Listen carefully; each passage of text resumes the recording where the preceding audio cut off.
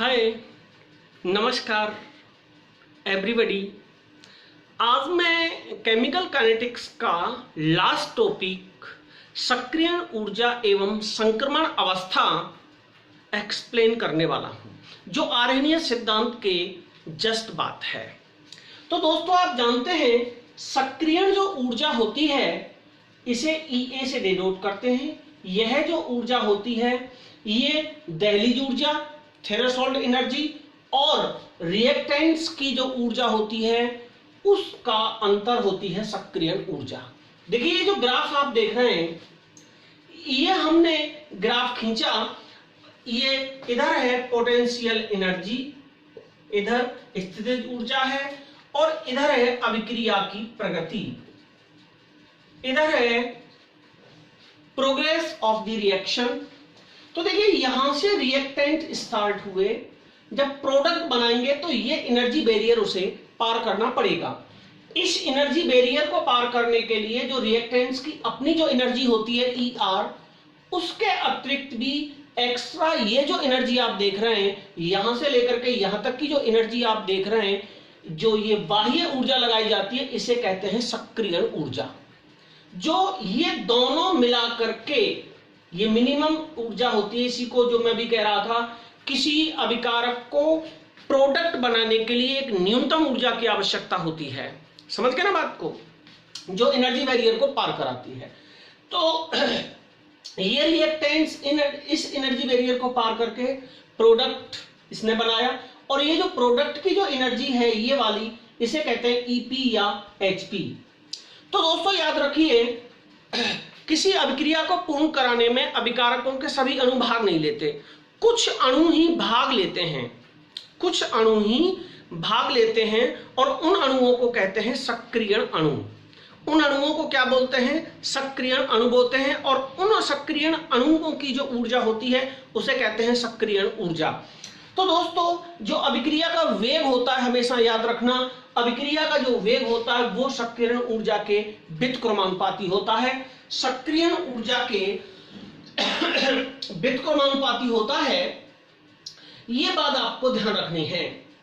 तो दोस्तों, सक्रियण ऊर्जा क्या होती है? सक्रियण ऊर्जा होती है देहली ऊर्जा और अभिकारकों की ऊर्जा का अंतर। ओके, यहां जो अवस्था बनती है, यहां जो अवस्था बनती है उसे कहते हैं संक्रमण अवस्था। यहां कोई प्रोडक्ट नहीं, स्थायी प्रोडक्ट नहीं बनता, ये अस्थायी होता है, इसी को बोलते हैं उसकी संक्रमण अवस्था।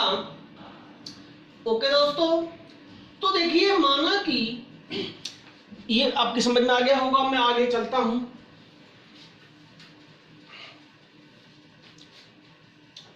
ये A bond B plus C, ये अभिकारक हैं, ये अभिकारक हैं, ये वाले ये अभिकारक हैं। यहां मैं लिख सकता हूं A bond B plus C, ये अभिकारक हैं। अब यहां क्या होगा? A और B के जो बीच में बॉन्ड है, A और B के जो बीच में बॉन्ड है वो टूटेगा, और C और इसके बीच में बॉन्ड बनेगा। ये नया बॉन्ड, पुराने बॉन्ड टूटते हैं, नए बॉन्ड बनते हैं, इसी को कहते हैं संक्रमण अवस्था। ये संक्रमण अवस्था कहां बनती है? ये बनती है जो पीक होती है, एनर्जी बैरियर होता है टॉप पर, ये जो है इस तरीके से बनती है, और इसके बाद में प्रोडक्ट बन जाता है क्या? A plus B bond C। ये A से B अलग हो गया और C के साथ मिलकर के एक नया प्रोडक्ट इसने तैयार कर लिया, उत्पाद तैयार कर लिया। तो दोस्तों, जानते हैं आप, जो एनर्जी बैरियर पर जो कंपाउंड बनता है उसे कहते हैं संक्रमण अवस्था का यौगिक, और संक्रमण अवस्था को क्रॉस करने के बाद में यहां आकर के बनता है A plus B bond C, इसे कहते हैं प्रोडक्ट। इस अभिक्रिया के लिए कोई समीकरण आपसे बनवाए तो आप बता देंगे इस तरीके से यहाँ रिएक्टेंट्स होते हैं, यहाँ प्रोडक्ट्स बनते हैं, यहाँ उसकी संक्रमण अवस्था बनती है दोस्तों। तो अतः अभिकारक सक्रियण ऊर्जा ग्रहण करके उच्चतम ऊर्जा की अस्थायी अवस्था प्राप्त करता है, अस्थायी अवस्था प्राप्त करता है अभिकारक, और जो अस्थायी अवस्था होती है उसी को कहते हैं संक्रमण अवस्था। और संक्रमण अवस्था के बाद में जो स्थायी अवस्था प्राप्त होती है उसे कहते हैं दोस्तों प्रोडक्ट। तो ये था अब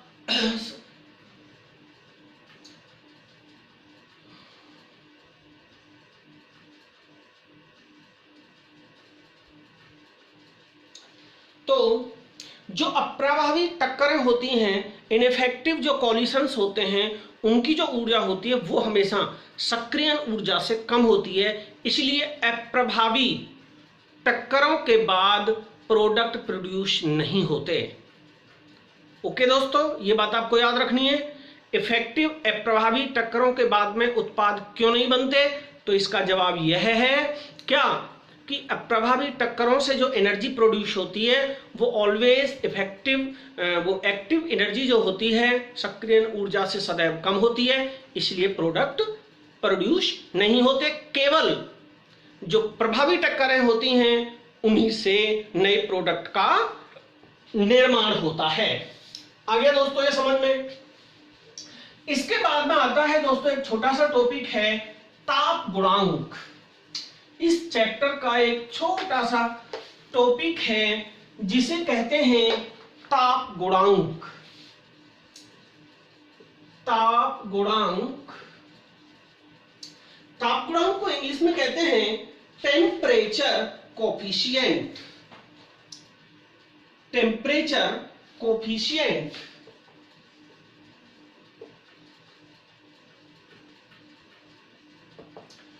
टेम्परेचर कोफिशिएंट क्या होता है?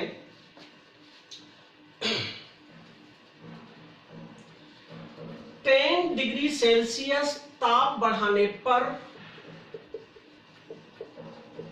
10 डिग्री सी ताप बढ़ाने पर रासायनिक अभिक्रियाओं का वेग, रासायनिक अभिक्रियाओं का वेग, रासायनिक अभिक्रियाओं का वेग 2 से 3 गुना बढ़ जाता है।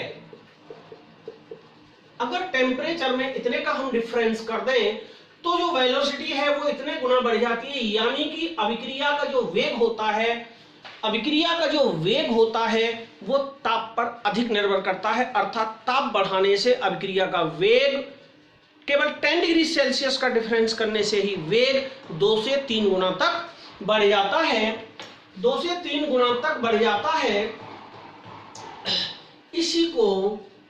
इसे ताप गुणांक, इसे ताप गुणांक कहते हैं। तो दोस्तों ताप गुणांक जो होता है ये बराबर होता है टेम्परेचर में 10 डिग्री सेल्सियस जोड़ देना है पर जो वेग नियतांक होगा, वेलोसिटी कांस्टेंट होगा, बटे T डिग्री सेल्सियस पर वेग स्थिरांक जो प्रारंभ में था ताप बढ़ाने से जो पहले था, तो ये कितना आएगा 2 से लेकर के 3 गुना आएगा। इसी को कहते हैं दोस्तों ताप गुणांक। तो ये आपको ध्यान रखना है।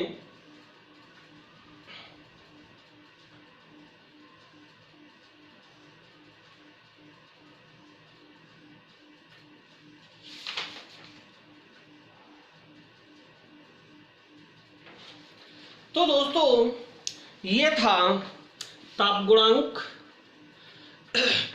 तो दोस्तों आपको आज का ये टॉपिक कैसा लगा आप मुझे कमेंट्स में बताएं, और हमारा channel yes sir Kautilya academy आप सब्सक्राइब कर लें। मैं प्रयास कर रहा हूं कि इसी चैनल पर आपको फिजिक्स और बायो के लेक्चर्स भी आपको दिए जाएं। मैथ्स का भी प्रयास कर रहा हूं। तो दोस्तों आप लोग कमेंट्स में बताएं कैसा लगा। कल तक के लिए, नेक्स्ट वीडियो के लिए गुड बाय। अब इस चैप्टर के मैं न्यूमेरिकल्स लास्ट वीडियो में डालूंगा। थैंक्स दोस्तों।